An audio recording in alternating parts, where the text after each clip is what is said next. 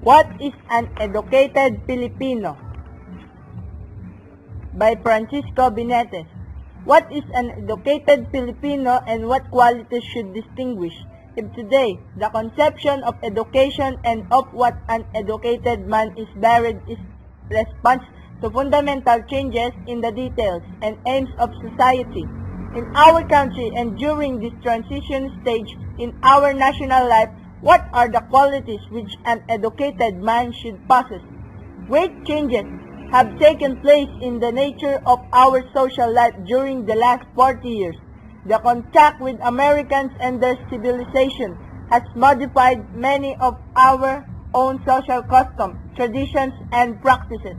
Some for the worse and many for the better. The means of communication have improved, and therefore better understanding exists among the different sections of our country. Religious freedom has developed, religious tolerance in our people. The growth of public school and establishment of democratic institutions have developed our national consciousness, both in strength and in solidarity with this growth in national consciousness and national spirit among our people. We witness the corresponding rise of a new conception of education, the training of the individual for the duties and privilege of citizenship, not only for his own happiness and efficiency, but also for the national service and welfare. In the old days, education was a matter of private concern.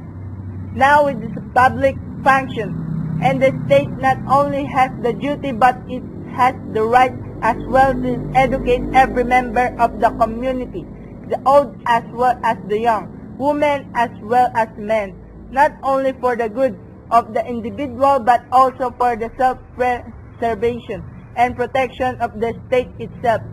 Our modern public school system has been established as a safeguard against the shortcomings and dangers of the democratic government and democratic institutions. In the light of social changes, we come again to the question, what qualities should distinguish the educated Filipino of today?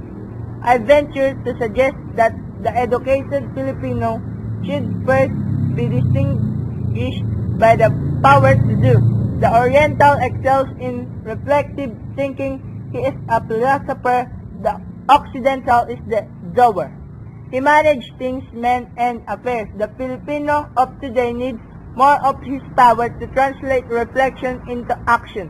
I believe that we are coming more and more to the conviction that no Filipino has right to be considered educated unless he is prepared and ready to take an active and useful part in the work, life, and progress of our country as well as in the progress of the world.